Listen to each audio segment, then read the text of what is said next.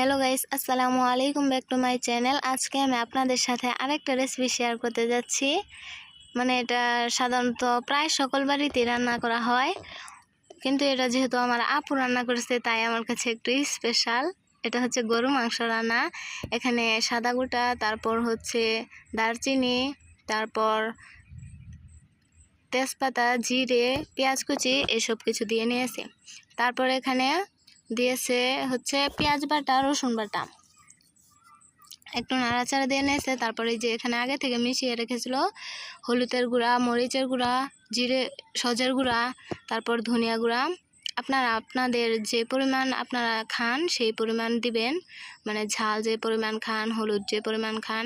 তারপরে যে এখানে মাংস দিয়ে একটু নাড়াচাড়া দিয়ে নিচ্ছি। দিয়ে নেওয়ার পরে যে এখানে সামান্য একটু ঝোল দিয়ে ঢেকে দিয়েছে প্রায় 20 মিনিটের মতো। তারপরে যে এখানে মাংসটা কষানো হয়ে গেছে, এখন পরিমাণ মতো ঝোল দিয়ে আবার ঢেকে দিবে। ঢেকে দেওয়ার পরে এই যে এখানে মাংস রান্না হয়ে গেছে। এই যে এখানে মাংসটা ঢেলে নিচ্ছে। যেহেতু ঢেলে নিচ্ছে গরম মাংস, তাই এখানে ধোয়ার জন্য দেখা যাচ্ছে না, সেজন্য দুঃখিত। তারপরে এই যে এখানে গরুর মাংসের সাথে আজকে হবে চালের রুটি। এই যে এখানে আপু আগে থেকে গরম পানি দিয়েছে, গরম পানির মধ্যে এখানে গুঁড়ো দিয়ে ভালো করে নাড়াচাড়া দিয়ে নিচ্ছে। আর এই রুটিটা সাধারণত সবাই বানাতে পারে না, কারণ একটু গোটা গোটা থাকে হয়তো, কিংবা রুটি বেলতে পারে না ঠিক মতো, একটু কাই হয়। কিন্তু এখানে আপু অনেক পারফেক্ট রুটি বানাতে পারে। আজকে একটু হয়েছে, কিন্তু রুটিগুলো অনেক সুন্দর হয়।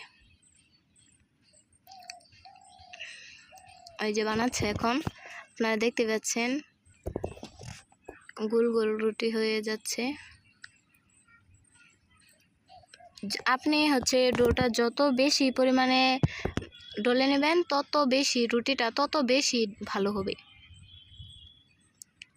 এই যে বেলতেও সুবিধা হচ্ছে। একা একা রুটিটা কেমন ঘুরে যাচ্ছে, মনে হয় জাদু একদম। তারপরে এই যে এখানে রুটিটা সেকতে বসেছি আমি। এই যে ফুলে উঠেছে একদম টুপির মতো, অনেক সুন্দর হয়েছে রুটিগুলো। এই যে এতগুলো রুটি বানিয়েছে। এই যে